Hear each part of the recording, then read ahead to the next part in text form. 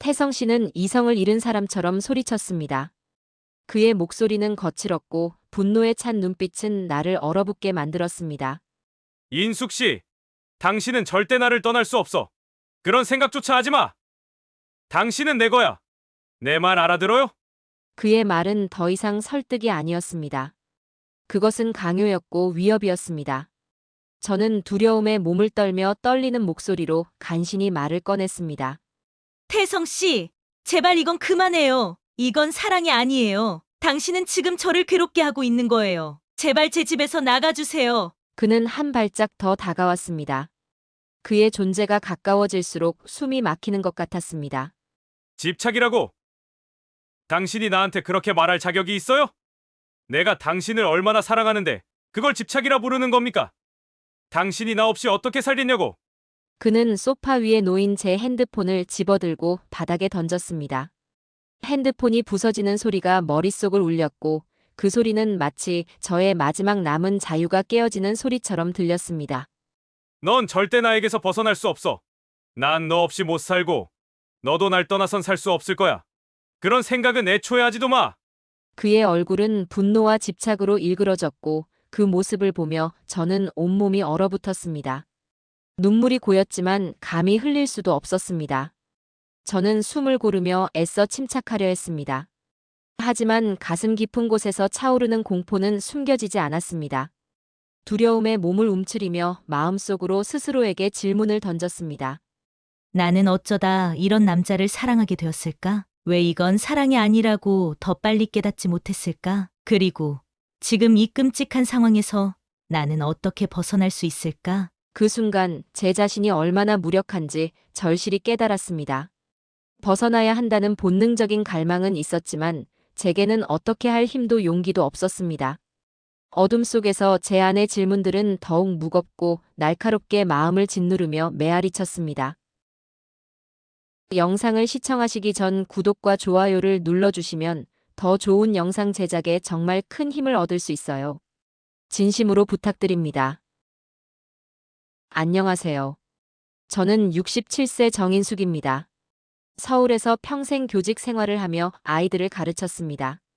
교단의 선 시간들은 제 삶의 가장 빛났던 순간이었지만 퇴직 후에는 제 삶이 너무 조용해졌습니다.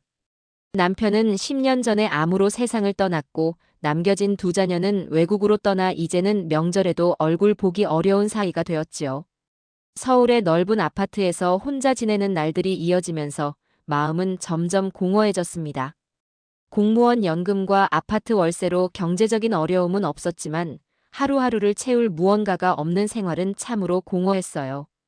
집안의 적막함은 견디기 힘들 정도로 깊어졌습니다.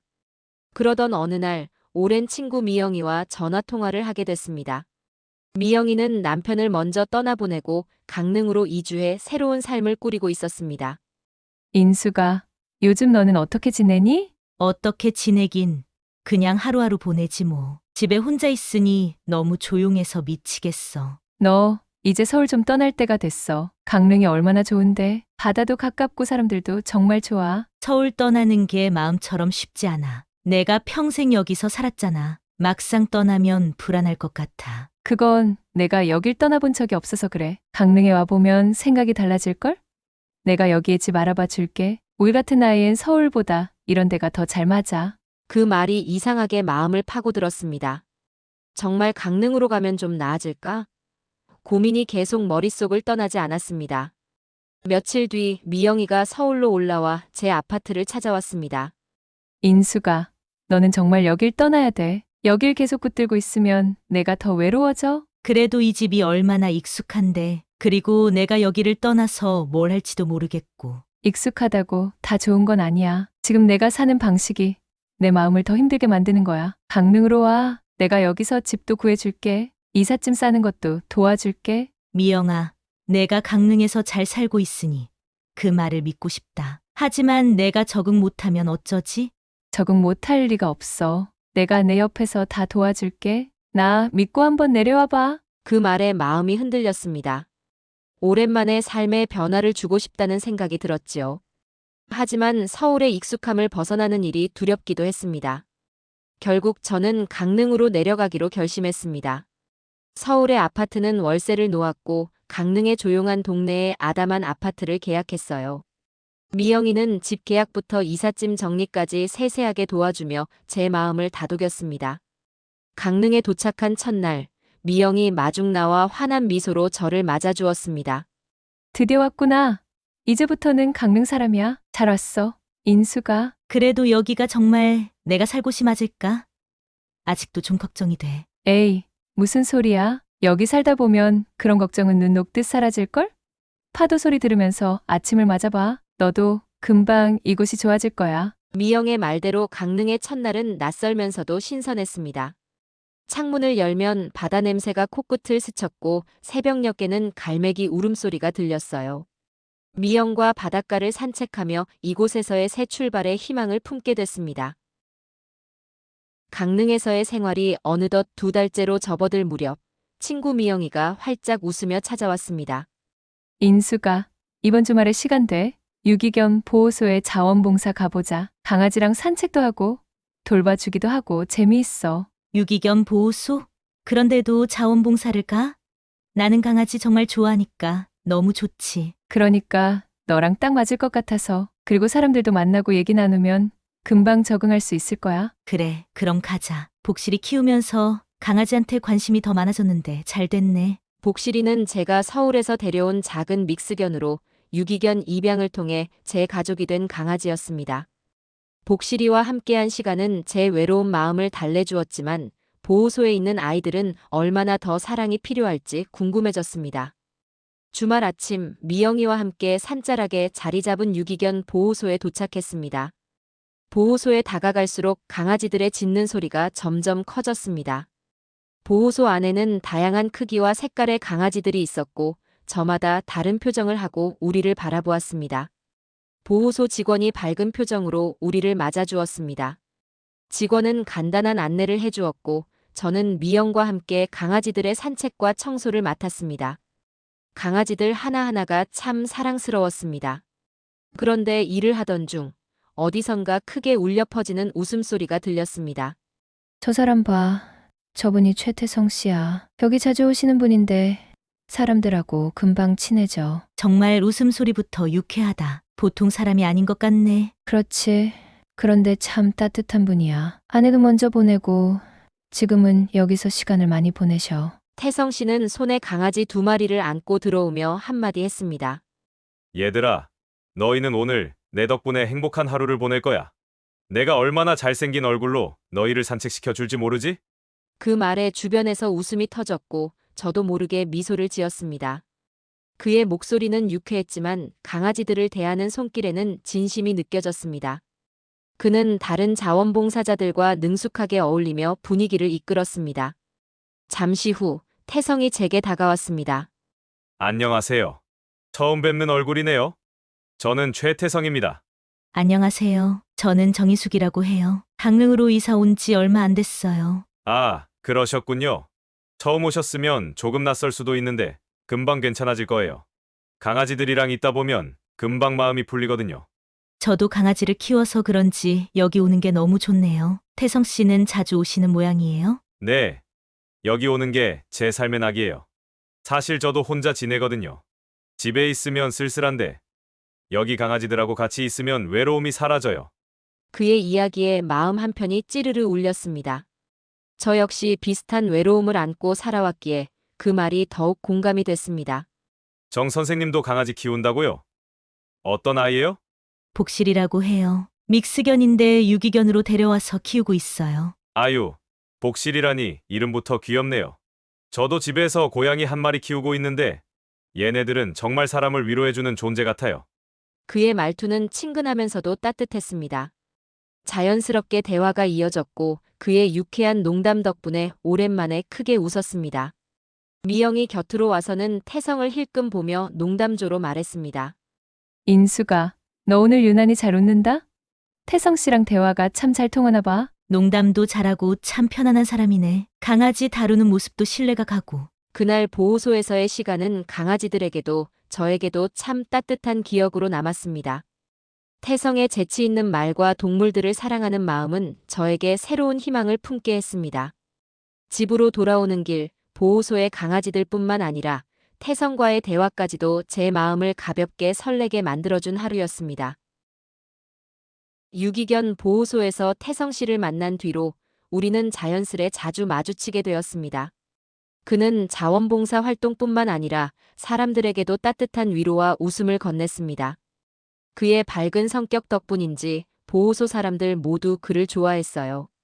그날도 자원봉사를 마치고 돌아가려는 저를 태성 씨가 불렀습니다. 정 선생님, 오늘 봉사 끝나고 시간 괜찮으세요? 오늘이요? 네, 딱히 약속은 없어요. 무슨 일이세요? 강릉에 왔으니 진짜 바닷가 한번 구경하셔야죠. 제가 아는 조용한 해변이 있는데 같이 가보실래요? 사람도 없고 풍경이 참 좋아요. 바닷가요? 강릉에 온 지 몇 달 됐는데도 한 번도 제대로 못 가봤네요. 좋아요. 같이 가요. 그렇게 태성과 함께 바닷가로 향했습니다. 차로 10분 남짓 달리니 도착한 곳은 한적한 해변이었습니다. 관광객들이 드나들지 않는 작은 해변이라 더 특별하게 느껴졌습니다. 바람이 잔잔히 불어오고 파도가 부드럽게 모래사장을 두드리는 소리가 마음을 편안하게 해주었어요. 여기 괜찮죠? 사람들이 잘 모르는 곳이라 늘 조용해요. 저도 처음 강릉에 왔을 때 우연히 발견했는데 그 뒤로 자주 오게 되더라고요. 정말 좋네요. 이렇게 고요한 바다는 처음 봐요. 서울에선 이런 여유를 상상도 못했거든요. 서울은 늘 북적거리죠. 저도 한동안 서울에 살았는데 강릉에 오니까 그런 소란스러움이 싹 사라지더라고요. 이 바다가 제 마음을 많이 편안하게 해줬어요. 그는 잠시 해변을 바라보며 말을 이었습니다. 사실 아내를 떠나보내고 나서 이곳에서 참 많이 울었어요. 그때는 아무것도 하고 싶지 않고 사람들도 보기 싫었죠. 그런데 여기 오면 마음이 조금씩 풀리더라고요. 바다가 다 받아주는 것 같았거든요. 그랬군요. 태성 씨도 그런 아픔이 있으셨네요. 저도 남편이 세상을 떠난 뒤로 모든 게 달라 보였어요. 아이들도 외국에 나가 있어서 혼자 집에 있으면 참 공허하더라고요. 그래서 정 선생님도 강아지를 키우시는 거군요. 저도 고양이를 키우는데 녀석들 덕분에 많이 웃게 돼요. 동물들이 주는 사랑은 정말 특별하죠. 맞아요. 복실이를 입양했을 때는 단순히 외로움을 덜어줄 친구라고 생각했는데 시간이 지나면서 정말 가족처럼 느껴지더라고요. 정 선생님도 강한 분이세요. 이런 일을 겪고도 이렇게 잘 지내시는 걸 보면요. 강한 게 아니라 버틴 거죠. 사실 강릉에 온 것도 도망치듯 내려온 거예요. 서울에서는 모든 게 벅찼거든요. 도망이 아니라 잘한 선택이에요. 여기 오셔서 더 좋은 날들이 많이 기다리고 있을 거예요. 제가 보장합니다. 그의 따뜻한 말에 마음이 묘하게 울렸습니다. 오랜만에 누군가에게 위로받는 기분이었어요. 태성 씨도 여기서 행복해지셨으면 좋겠어요. 더 많이요. 정 선생님 덕분에 이미 그런 날이 오고 있는 것 같은데요. 그날의 바닷가 산책은 단순한 외출 이상의 의미가 있었습니다. 우리는 서로의 삶 속 깊은 이야기를 나누며 조금 더 가까워질 수 있었지요. 돌아오는 길, 파도 소리와 태성과의 대화가 내내 귓가에 맴돌았습니다. 강릉에서의 생활은 점차 자리를 잡아가고 있었지만 혼자 모든 일을 처리하는 건 여전히 쉽지 않았습니다. 어느 날 동네 시장에 들러 복실이 간식부터 생필품까지 이것저것 사다 보니 장바구니가 무겁게 가득 찼습니다. 집까지 들고 갈 생각에 한숨이 절로 나왔어요. 그때 마침 시장 입구 쪽에서 태성 씨와 마주쳤습니다. 정 선생님, 이게 다 뭡니까? 설마 시장을 통째로 사오신 건 아니죠? 하하. 아니에요. 잘 게 많아서 그만 너무 욕심을 냈나 봐요. 손이 후들거릴 정도네요. 그럼 제가 들어드릴게요. 이런 건 누가 좀 도와야지 혼자서 들고 가면 허리 다칩니다. 아니에요. 괜찮아요. 제가 들고 갈 수 있어요. 괜찮다니까요. 저도 지금 집 쪽으로 가는 길이에요. 이왕 만난 김에 발에다 드리겠습니다. 그는 말끝을 맺자마자 제 손에서 장바구니를 자연스럽게 받아들었습니다. 저희 집까지 걸어가는 동안 그는 이런저런 이야기를 이어갔습니다. 복실이 간식이 이렇게나 무겁다니. 복실이가 한턱 내야겠습니다. 정 선생님 힘들게 하는 대신에 말이죠. 복실이 덕분에 집이 북적북적하니까요. 그 아이가 없었으면 더 외로웠을 거예요. 아, 그러면 복실이는 정 선생님 집의 VIP네요. 오늘 간식은 아주 특별한 보상이겠어요. 그의 유쾌한 농담에 한결 기분이 가벼워졌습니다. 집 앞에 도착했을 때 그는 장바구니를 현관까지 가져다 주며 말했습니다. 다음번에 또 이렇게 무거운 걸 사시면 꼭 연락 주세요. 제가 언제든 도와드릴게요. 정말 고맙습니다. 태성 씨, 덕분에 편하게 돌아왔어요. 다음엔 제가 커피라도 한 잔 대접할게요. 커피요. 그거 좋죠. 저 커피 좋아합니다. 강릉에서의 생활이 점점 익숙해질 무렵, 태성 씨는 저를 기쁘게 하려는 듯 종종 작은 선물을 건넸습니다. 어느 날 자원봉사를 마치고 나오는데 태성 씨가 어디선가 싱그러운 꽃다발을 들고 다가왔습니다. 정 선생님, 이거 받으세요. 오늘은 꽃 한 다발로 복실이 대신 정 선생님을 웃게 만들어야겠네요. 어머, 태성 씨, 갑자기 꽃은 왜요? 이런 거 받을 이유가 없는데요. 그냥 지나가다 보니 이 꽃이 딱 정 선생님 같아서요. 향기롭고 예쁘고. 그의 농담 같은 말에 웃음이 터졌습니다. 꽃다발을 받아든 순간 꽃잎에서 풍기는 향기가 어쩐지 마음을 말랑하게 만들었습니다. 이렇게 생각해줘서 고맙네요. 태성 씨, 덕분에 오늘 하루가 훨씬 따뜻하게 느껴져요. 그렇다면 다행입니다. 정 선생님이 웃는 게 제일 보람 있거든요.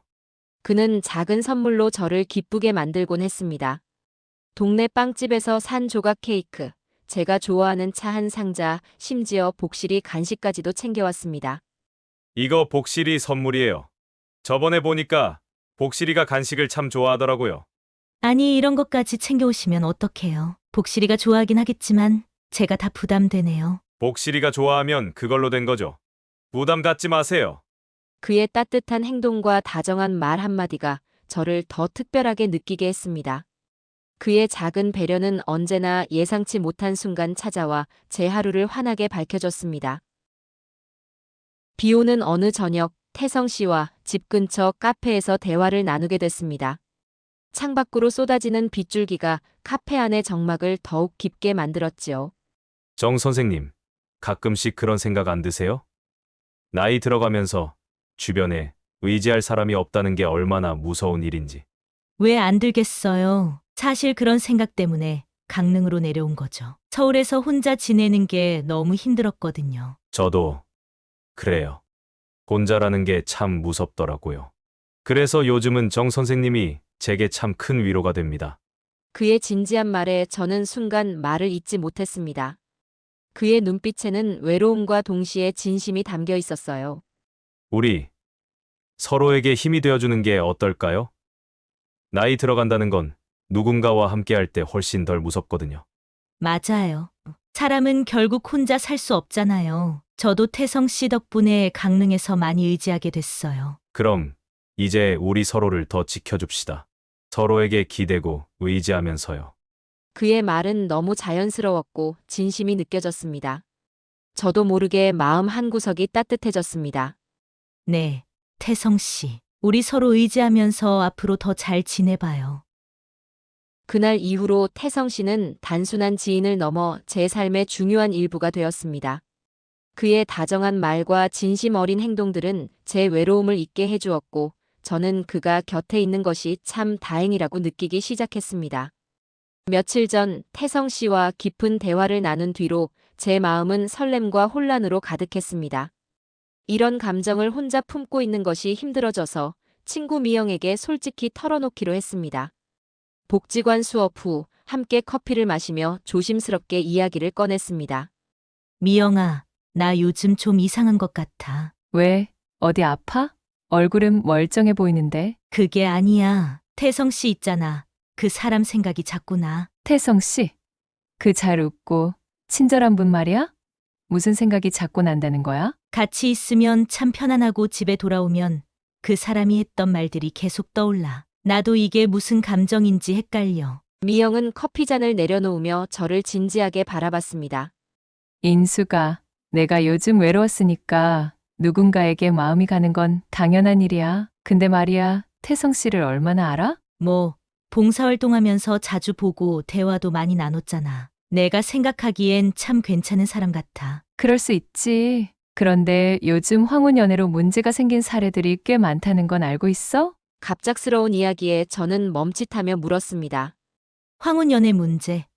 그게 무슨 말이야? 뉴스에서도 나오잖아. 나이 들어서 연애를 시작했다가 금전 문제나 신뢰 문제로 곤란해지는 경우가 많아. 처음엔 서로 다정하고 의지가 되지만 결국 나중에 상처받는 일이 생기는 거지.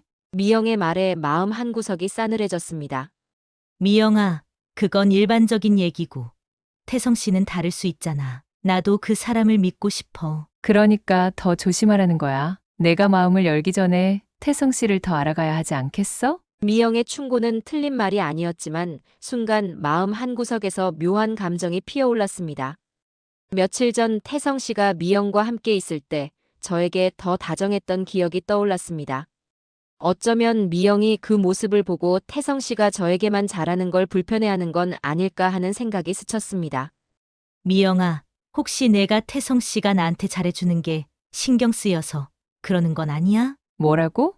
내가 왜 그걸 신경 써? 아니, 그냥 내가 너무 태성 씨에 대해 부정적으로 말하니까 그런 생각이 들었어. 질투 같은 거 하는 거 아니야? 미영은 놀란 듯 눈을 동그랗게 뜨더니 어이없다는 듯 웃음을 터뜨렸습니다. 아휴, 인수가 내가 너한테 질투를 한다고? 내가 태성 씨와 잘 되는 걸 걱정해서 해준 말인데 내가 그렇게 받아들이면 나 정말 서운하지. 그런 뜻은 아니었어. 미영아, 그냥 내가 요즘 마음이 복잡해서 괜히 그렇게 느꼈나 봐. 미안해. 미영은 한숨을 내쉬며 제 손을 잡았습니다. 인수가 나도 내가 행복했으면 좋겠어. 근데 지금 너처럼 혼란스러울 땐 좀 더 천천히 생각해 보는 게 필요해. 내가 하는 말은 다 내가 상처받지 않길 바라는 마음에서 하는 거니까 너무 날 나쁘게 보지 마. 미영의 말은 진심이 느껴졌지만 제 마음 한편에는 여전히 의문이 남았습니다. 그녀가 정말 저를 걱정해서 이런 말을 하는 걸까? 아니면 태성 씨가 저에게 잘해주는 게 그녀에게도 신경 쓰이는 걸까? 그날 이후로 저는 태성 씨와의 관계를 조금 더 신중히 생각하기로 했습니다. 하지만 그의 따뜻한 말과 행동이 자꾸만 떠올라 마음은 점점 더 복잡해졌습니다. 미영의 충고와 태성 씨의 다정함 사이에서 저는 또 한 번 깊은 고민에 빠졌습니다. 태성 씨와 함께한 시간이 깊어질수록 그의 존재가 제 일상에서 점점 더 커져갔습니다. 어느 날 저녁 태성 씨가 복실히 간식을 들고 찾아왔습니다. 차 한 잔을 나누며 평소처럼 이런저런 이야기를 나누던 중 태성 씨가 잠시 망설이다가 조심스러운 표정으로 말을 꺼냈습니다. 인숙 씨, 오늘은 좀 진지한 얘기를 하려고 왔어요. 어머, 그렇게 말하니 더 궁금하네요. 무슨 이야기인데요? 그동안 내가 많이 고민했어요. 이제 우리 관계를 한 걸음 더 나아가도 좋지 않을까 해서요. 태성 씨 지금 이대로도 참 좋은데요. 왜 그런 생각을 하셨어요? 혼자 있는 인숙 씨 모습이 자꾸 떠올라요. 그리고 저도 혼자 지내다 보니 이젠 외로움이 점점 더 크게 느껴지더라고요. 그래서 우리가 서로 곁에 있어 주면 좋겠다는 생각이 들었어요. 그는 제 손을 살짝 잡으며 이어 말했습니다. 인숙 씨, 내가 정말 솔직하게 말할게요. 내가 인숙 씨를 행복하게 해주고 싶어요. 그리고 우리 나이에 언제까지 걱정만 하며 살 수는 없잖아요. 살아갈 날이 얼마나 남았을지도 모르는데 지금 이 순간을 놓치지 말자고요. 그의 말은 달콤했고 동시에 설득력 있었습니다. 하지만 제 마음 한구석에는 여전히 망설임이 자리 잡고 있었습니다. 태성 씨 그런데 제가 아직 아이들에게는 아무 말도 하지 않았어요. 만약 아이들이 이걸 알면 뭐라고 할지 모르겠어요. 인숙 씨, 아이들 걱정이 크신 건 알겠지만 자식들에겐 이미 그들만의 삶이 있잖아요. 오히려 인숙 씨가 행복하게 지내는 모습을 보여주는 게 아이들한테도 좋지 않을까요? 그의 말은 일리가 있었지만 여전히 망설여졌습니다.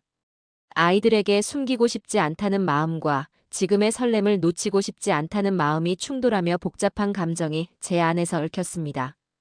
내가 하는 말이 이기적으로 들릴 수도 있어요. 하지만 진심이에요. 인숙 씨랑 함께 살면서 서로 의지하고 더 행복하게 지내고 싶어요. 우리 같이 살아보는 게 어떨까요? 그의 진지한 눈빛을 보며 더 이상 거절할 이유를 찾을 수 없었습니다. 한참을 고민하다가 결국 제 입에서 작은 대답이 나왔습니다. 태성 씨 말이 맞을지도 모르겠어요. 우리 한번 그렇게 해봐요. 그날 이후로 태성 씨는 제 집에서 함께 지내기 시작했습니다. 동거가 시작되자 처음에는 어색한 순간도 많았습니다. 하지만 태성 씨는 배려심이 넘쳤고 그의 따뜻한 행동은 금세 저를 안심시켰습니다. 아침이면 커피 향과 함께 들리는 그의 목소리로 하루가 시작됐습니다. 인숙 씨, 복실이가 아침밥 달라고 지저대는 통에 벌써 두 번째 커피를 끓였네요. 얼른 나와 보세요. 벌써 두 잔째요. 복실이 덕분에 커피를 과하게 드시는 거 아니에요? 우리는 함께 아침을 먹고 복실이를 산책시키며 동네를 걸었습니다.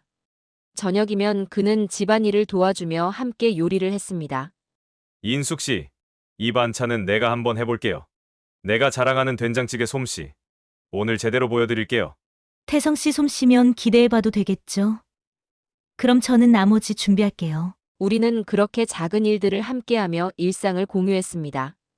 그의 다정함은 제 마음을 계속해서 녹였지만 여전히 제 마음 한구석에는 자식들에 대한 미안함이 자리 잡고 있었습니다. 저는 아이들에게 이 사실을 언제 어떻게 알릴지 고민이 되었습니다. 하지만 태성 씨와 함께하는 시간이 길어질수록 지금 이 순간의 행복을 더 오래 간직하고 싶다는 생각이 들었습니다. 그의 말처럼 살아갈 날이 많지 않을지 모르기에 더더욱요. 그렇게 태성 씨와의 동거는 시작되었습니다. 태성 씨와의 동거는 점점 익숙해졌지만 어딘가 모를 불안감이 제 마음속에서 자라기 시작했습니다. 어느 날 태성 씨가 외출한 틈을 타 우연히 그의 가방을 정리하다가 봉투 하나를 발견했습니다. 편지 봉투에는 큼지막한 글씨로 빛 독촉장이라고 적혀 있었습니다. 빛 독촉장? 가슴이 철렁 내려앉으며 봉투를 열어보니 빚의 액수와 변제를 요구하는 문구가 적나라하게 적혀 있었습니다. 손이 떨리고 심장이 두근거려 내용을 끝까지 읽을 수 없었습니다. 태성이 집으로 돌아오자마자 저는 차분하게 물어보려고 애썼습니다. 태성 씨, 저희 편지 봤어요. 여기 빛 독촉장이라고 적혀 있던데 이게 무슨 일이에요? 아, 그거요? 태성 씨는 살짝 당황한 듯 했지만 금세 평소에 태연한 얼굴로 돌아왔습니다. 사실 옛날에 사업을 하다가 크게 실패했던 적이 있어요. 그때 생긴 빚인데 지금은 다 정리된 거예요. 가끔씩 이런 편지가 오는 건 옛날 기록 때문에 그런 거지. 전혀 걱정할 필요 없어요. 그는 부드러운 미소를 지으며 제 긴장을 풀어주려 했습니다. 정말 다 해결된 거 맞아요? 태성 씨, 이런 일은 쉽게 넘길 수 있는 문제가 아니잖아요. 인숙 씨, 정말이에요. 과거의 일이고 지금은 별거 아니니까 너무 걱정하지 말아요. 그의 말을 믿고 싶었지만 마음 한구석에는 여전히 찜찜함이 남았습니다. 태성 씨는 동거를 시작한 이후로 제 일상에 많은 관심을 보였습니다. 특히 재정이나 자산 관리에 대한 이야기를 자주 꺼내곤 했습니다. 처음에는 조금 의아했지만 그의 말투나 태도에 악의가 느껴지지 않아 대수롭지 않게 받아들였습니다. 어느 날 태성 씨가 저녁 준비를 하며 조심스럽게 물었습니다. 인숙 씨, 아파트 월세 계약은 잘 되고 있어요? 요즘 경기가 안 좋다던데 혹시 공실 걱정 같은 건 없으세요? 아니에요.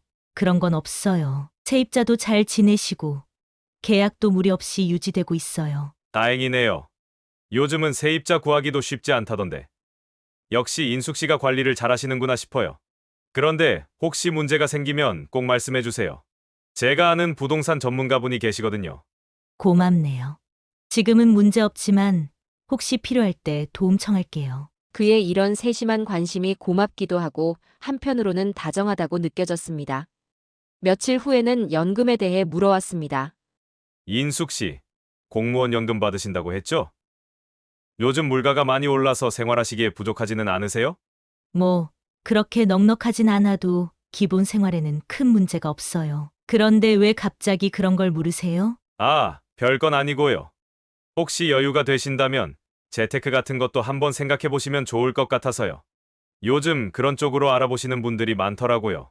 재테크라 저는 그런 건 잘 몰라요. 그냥 있는 대로 지내는 게 더 편하더라고요. 그렇긴 하죠. 하지만 관심이 생기시면 언제든 말씀하세요. 제가 도움드릴 수 있는 게 있을지도 모르니까요. 그의 말은 현실적이고 합리적으로 들렸습니다. 저는 그의 이런 조언이 저를 걱정해서 나오는 것이라 생각하며 웃어 넘겼습니다. 그의 말은 진심처럼 들렸고 저는 그의 다정함이 오히려 든든하게 느껴졌습니다. 아직 의심이나 불안 같은 건 들지 않는 평화로운 날들이 이어졌습니다. 며칠 후 장을 보러 시장에 갔다가 태성 씨와 관련된 이야기를 우연히 듣게 되었습니다. 평소 잘 알고 지내던 시장 상인들과 마을 주민들이 나누는 대화 속에서 그의 이름이 언급되었습니다. 최태성 씨라고 알죠? 요즘 복지관에서도 자원봉사 열심히 하고 다니던데 전에 다른 동네에서도 살았었다면서요? 맞아요. 내가 듣기로는 그 사람 전에 사귀던 여자랑 같이 살다가 돈 문제로 크게 다퉜다는 소문이 있었대요. 그래요? 그럼 여자분이 피해를 입은 거예요? 그렇다던데요. 처음에는 참 다정하고 성실하게 굴다가 결국은 돈 문제 때문에 사이가 틀어졌다고 들었어요. 누가 봐도 참 좋은 사람이었는데 나중엔 다르게 보였다나 봐요. 그들의 대화에 심장이 철렁 내려앉았습니다. 저는 태성 씨가 그런 사람일 리 없다고 믿고 싶었지만 들려오는 이야기 속 세부 내용들이 점점 제 머리를 복잡하게 만들었습니다. 한참 망설이다가 평소 친하게 지내던 시장 상인 아주머니를 찾아가 이야기를 나눴습니다. 아주머니, 아까 말씀하신 태성 씨 얘기 좀 더 들어볼 수 있을까요? 인숙 씨, 최태성 씨랑 같이 사신다고 들었는데 정말 괜찮겠어요? 사실 제가 직접 겪은 건 아닌데 그분에 대한 얘기가 좀 있어요. 얘기라도 들어볼게요. 뭐든 좋으니 말씀해 주세요. 아주머니는 주변을 살피며 목소리를 낮췄습니다. 그분 전에 살던 동네에서 어떤 여자분이랑 같이 지냈다더라고요. 처음엔 다정하고 성실한 사람 같았는데 나중엔 돈 문제로 그 여자분이 엄청 곤란을 겪었다는 말이 돌았어요. 돈 문제라니 어떤 일이었다고 하던가요? 세세한 건 저도 잘 모르겠어요.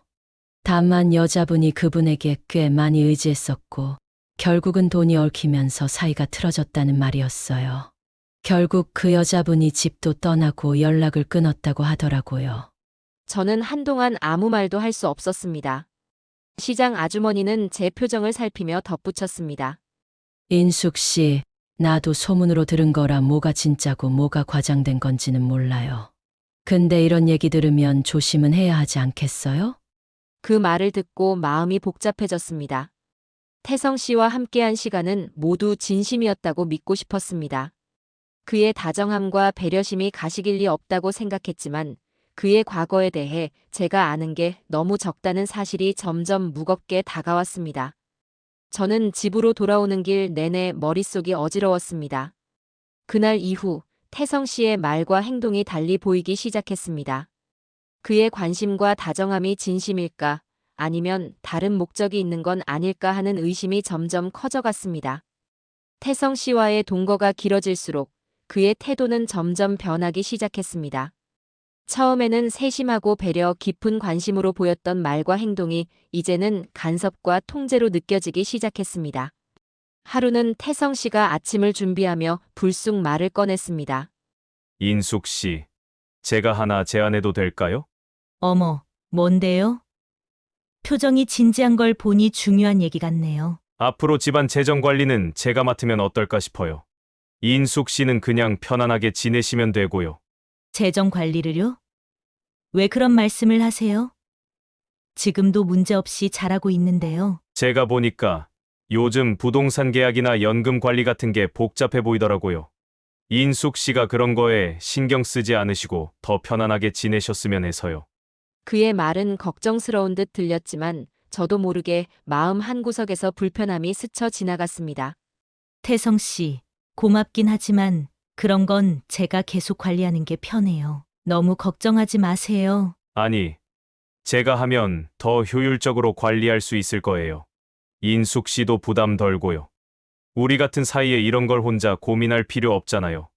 그는 끈질기게 설득하려 했지만 저는 단호히 거절했습니다. 그날 이후 그의 관심은 점점 구체적이고 세밀해졌습니다. 그의 간섭은 시간이 지날수록 점차 심해졌습니다. 어느 날 복지관 봉사활동을 마치고 집으로 돌아오니 태성 씨가 다소 날카로운 표정으로 저를 맞이했습니다. 인숙 씨, 오늘은 왜 이렇게 늦으셨어요? 어디 가신 건가요? 봉사활동이 조금 늦게 끝났어요. 복실히 산책도 하고 오느라 시간이 좀 걸렸네요. 다음엔 미리 얘기 좀 해주세요. 괜히 걱정되잖아요. 그의 말은 겉으로는 걱정스러운 듯 보였지만 마치 저를 감시하는 것 같은 느낌이 들었습니다. 며칠 뒤에는 이런 일도 있었습니다. 인숙 씨, 휴대폰의 잠금 화면 왜 설정하셨어요? 예전엔 없던 것 같은데. 그냥 습관처럼 해놨어요. 별다른 이유는 없어요. 우리가 서로 믿고 지내는 사이인데 굳이 잠금 설정이 필요할까요? 비밀번호 좀 알려주세요. 혹시 전화 오면 제가 대신 받아도 되잖아요. 태성 씨, 제가 알아서 할게요. 괜히 신경 쓰지 마세요. 그의 말은 점점 더 제 일거수일투족을 통제하려는 것처럼 느껴졌습니다. 더 이상 참을 수 없다고 느낀 저는 용기를 내어 태성 씨와의 관계를 끝내겠다고 결심했습니다. 어느 날 저녁 조용히 이야기를 꺼냈습니다. 태성 씨, 우리 이쯤에서 그만하는 게 좋을 것 같아요. 뭐라고요? 갑자기 왜 그런 말을 하세요? 우리가 잘 지내고 있었잖아요. 태성 씨, 솔직히 말할게요. 요즘 태성 씨가 저를 너무 통제하려고 하는 것 같아요. 그런 게 너무 힘들어요. 그는 한동안 말이 없더니 낮은 목소리로 단호하게 말했습니다. 인숙 씨, 그런 말 하지 마세요. 우리가 어떤 사이인데 그런 얘기를 합니까? 난 당신 없이는 못 살아요. 사랑하는 사이라면 서로 존중해야죠. 하지만 태성 씨가 하는 행동은 저를 힘들게 해요. 이건 사랑이 아니라 집착이에요. 집착이라뇨? 내가 이렇게 당신을 생각하고 지키려는 건 사랑해서 그런 겁니다. 한 번만 더 생각해 보세요. 내가 당신 없이 어떻게 살겠어요? 그의 말은 겉으로는 사랑을 이야기하지만 그 속에 깔린 강압적인 태도는 저를 더 숨막히게 했습니다. 며칠 뒤 외출 후 집에 돌아온 저는 이상한 기분이 들었습니다. 현관문이 약간 열려 있었기 때문입니다. 집 안으로 들어가 보니 태성 씨가 제 방 서랍을 뒤지고 있었습니다. 태성 씨, 지금 뭐 하시는 거예요? 제 방에서 왜 이러고 계세요? 아, 그냥 뭔가 필요한 걸 찾고 있었어요. 요즘 당신이 저를 너무 멀리하는 것 같아서 혹시 오해가 있는 건 아닐까 싶었어요. 이게 무슨 행동이에요? 신뢰를 깨는 일이잖아요. 태성 씨는 한숨을 쉬며 차분한 목소리로 대답했습니다. 인숙 씨, 우리가 서로 얼마나 중요한 사이인데 이런 걸로 흔들리면 안 돼요. 내가 당신을 얼마나 사랑하는지 알잖아요. 우리 둘은 절대 헤어질 수 없어요. 그의 목소리는 다정한 듯 했지만 그의 행동과 표정은 마치 경고처럼 느껴졌습니다. 저는 그날 밤 잠을 이루지 못했습니다. 그의 집착과 통제가 점점 더 심해지고 있음을 직감하며 이 관계에서 벗어날 방법을 고민하기 시작했습니다. 태성 씨와의 관계는 날이 갈수록 저를 더욱 지치게 했습니다. 그가 보여주는 과도한 관심과 통제는 이제 더 이상 사랑이 아니라는 걸 깨달았지만 이 사실을 누구에게도 털어놓지 못한 채 끙끙 앓고 있었습니다. 그러다 결국 저는 친구 미영에게 모든 걸 이야기하기로 결심했습니다. 미영은 저의 이야기를 듣자마자 깜짝 놀라며 말을 잇지 못했습니다. 뭐라고? 인수가 태성 씨가 너한테 그런 짓을 했다고? 그 사람 그렇게 다정해 보이더니 대체 어떻게 이럴 수가 있어? 미영아, 나도 몰랐어. 처음엔 진짜 좋은 사람이라고만 생각했는데 점점 너무 집착하고 통제하려고 해. 그럼 왜 지금까지 참았어? 너 그 사람한테 할 말 다 해야 해. 아니, 더 이상 이런 관계를 유지하면 안 돼. 나도 알아. 그런데 미영아, 솔직히 겁이 나. 내가 끝내자고 하면 그 사람이 무슨 일을 벌일지 몰라서. 미영은 제 손을 꼭 잡고 강하게 말했습니다. 그러니까 더 늦기 전에 그 사람과 끝내야 해. 이런 사람은 절대 스스로 물러서지 않아. 내가 다치기 전에 반드시 정리해야 해. 미영의 말은 제게 용기를 주었고 저는 태성 씨와의 관계를 끝내기로 굳게 결심했습니다. 미영과의 대화를 통해 더 이상 물러설 수 없다는 사실을 깨달았습니다. 태성 씨와의 관계를 끝내야겠다는 결심을 한 저는 그날 저녁 조심스럽게 이야기를 꺼냈습니다. 태성 씨는 복실이와 산책을 마치고 평소처럼 미소를 지으며 집에 들어왔지만 저는 더 이상 미룰 수 없다는 생각에 굳은 표정으로 그를 마주했습니다. 태성 씨, 우리 얘기 좀 해요. 뭐 중요한 얘기라도 있어요? 인숙 씨 표정이 왜 그래요? 저 이제 우리 여기까지 하는 게 좋을 것 같아요. 태성 씨, 제발 이 집에서 나가주세요. 그의 미소가 사라지고 얼굴이 굳어졌습니다. 무슨 말이에요? 우리가 이렇게 잘 지내고 있는데 왜 갑자기 이런 소리를 하는 거죠? 잘 지내는 게 아니에요. 태성 씨, 솔직히 말하면 요즘 태성 씨가 저를 너무 통제하려고 하는 것 같아요. 저는 더 이상 이렇게는 못 지내겠어요. 그의 표정은 이내 분노로 변했습니다. 통제라고요. 내가 당신을 얼마나 사랑하는데 당신은 그걸 통제라고 느끼는 겁니까? 내 진심을 그렇게밖에 볼 수 없어요?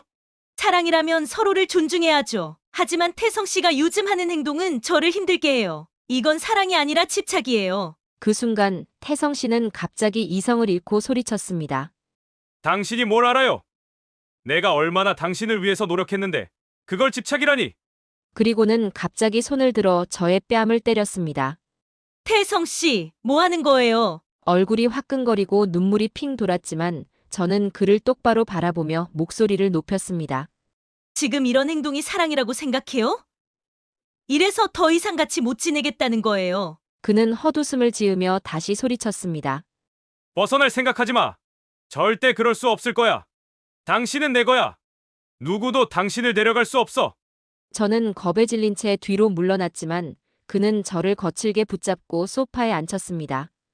여기서 나가려는 생각은 하지도 마.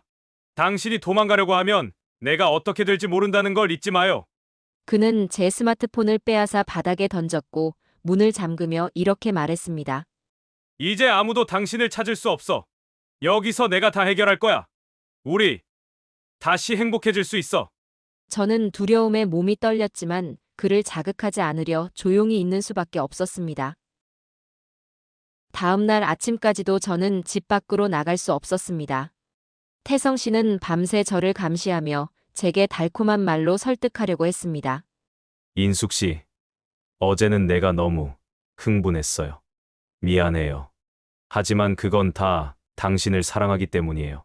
우리가 이런 오해만 풀면 다시 행복해질 수 있어요. 제발 믿어줘요. 태성 씨, 이건 사랑이 아니에요. 제발 이제 그만해요. 그는 들은 척도 하지 않고 저를 감싸 안으려 했습니다. 그때 밖에서 초인종 소리가 울렸습니다. 태성 씨는 긴장한 표정으로 창문을 확인하더니 얼굴이 더 굳어졌습니다. 누구지? 밖에서는 미영의 목소리가 들렸습니다. 인수가, 괜찮아? 경찰 데리고 왔어. 안에 있으면 소리 질러. 그 순간 저는 용기를 내어 외쳤습니다. 살려주세요. 여기 갇혀 있어요. 태성 씨는 당황하며 방으로 저를 끌고 가려 했지만 경찰의 강력한 노크 소리가 이어졌습니다. 최태성 씨, 문 열어주세요. 거부하면 강제로 들어갑니다. 태성 씨는 끝내 문을 열지 않았고 경찰은 문을 강제로 열고 들어왔습니다. 최태성 씨, 즉시 손을 들고 뒤로 돌아서세요. 태성 씨는 저항했지만 곧 경찰에게 제압당했습니다. 태성 씨가 체포된 후 저는 거실에 주저앉아 떨고 있었습니다. 미영이 달려와 저를 꼭 안아주며 말했습니다. 인수가, 이제 끝났어. 너 정말 괜찮아? 어디 다친 데는 없고? 미영아, 나 정말 무서웠어. 너 아니었으면 어떻게 됐을지 모르겠어. 저는 그 순간 참았던 눈물이 터져 나왔습니다. 미영은 제 등을 토닥이며 다독였습니다. 괜찮아. 이제 걱정하지 마. 내가 옆에 있을 거야. 내가 안전하게 지낼 수 있도록 도와줄게. 혼자라고 생각하지 마. 그의 집착과 폭력에서 벗어난 후 저는 미영의 품에서 두려움과 안도감이 뒤섞인 눈물을 쏟아냈습니다. 비로소 긴 악몽에서 깨어난 듯 했지만 제 마음속에는 여전히 깊은 상처가 남아 있었습니다. 태성 씨는 경찰 조사 결과 이전에도 유사한 범죄를 여러 차례 저질렀던 전과자라는 사실이 밝혀졌습니다. 그의 과거가 드러난 순간 저를 둘러싸던 모든 것이 산산이 부서지는 기분이었습니다. 그는 구속되기 전까지도 끝까지 이렇게 말했습니다. 인숙 씨, 제가 이 모든 걸 한 건 당신을 너무 사랑해서예요. 당신도 알잖아요. 난 정말 당신 없이는 살 수 없어요. 그의 말은 다정함을 가장했지만 그 안에는 소름 끼치는 집착과 왜곡된 감정이 담겨 있었습니다. 그의 입에서 나온 사랑이라는 단어는 이제 더 이상 따뜻함을 주지 않았습니다.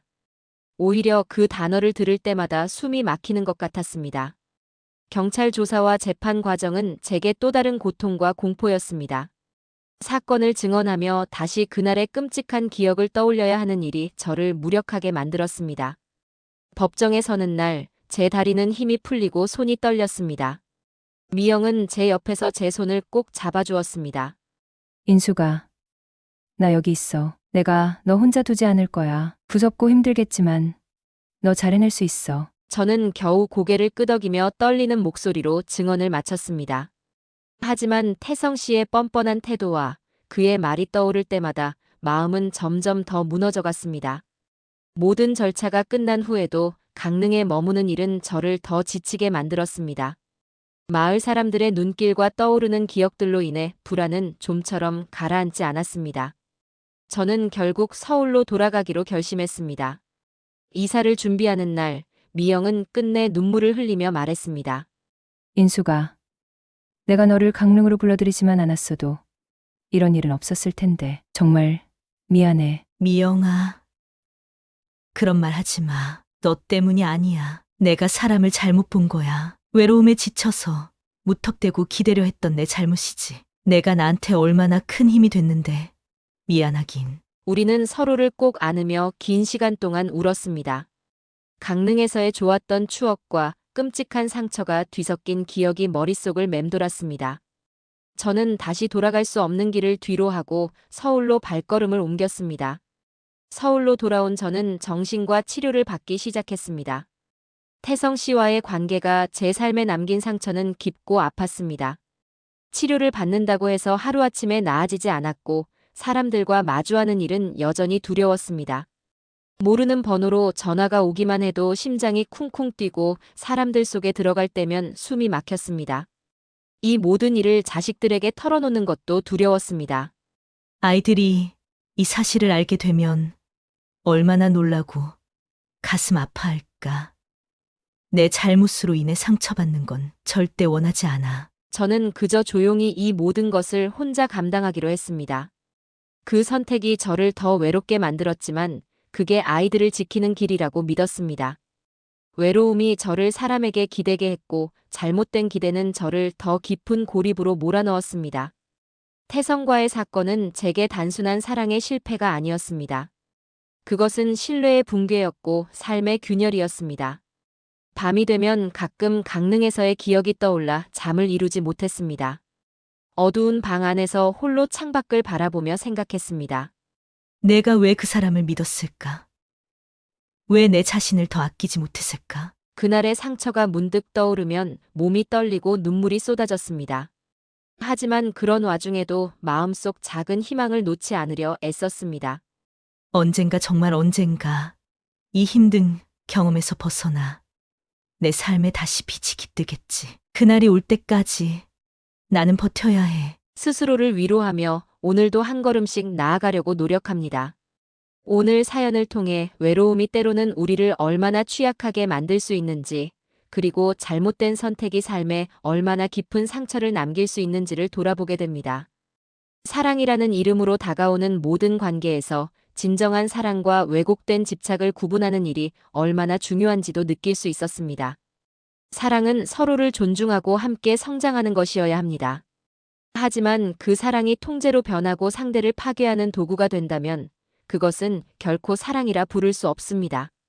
사연을 보내주신 분께 깊은 위로의 마음을 전합니다.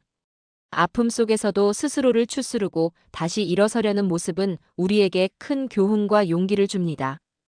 여러분, 누군가의 사랑이 여러분을 힘들게 한다면 그 사랑이 진정 자신을 위한 것인지 돌아보시길 바랍니다. 무엇보다 스스로를 지키고 자신을 아끼는 것을 잊지 마세요. 함께 해주셔서 감사합니다. 다음 사연에서 다시 찾아뵙겠습니다. 혹시 댓글로 여러분의 생각을 남겨주신다면 저에게도 큰 위로가 될 것 같아요. 아직 구독을 누르지 않으신 독자님들, 이제 그만 고민하시고 구독을 눌러주세요. 다음에 더 좋은 영상으로 감동과 만족을 안겨드릴게요. 저의 이야기에 함께 공감해주셔서 정말 감사합니다.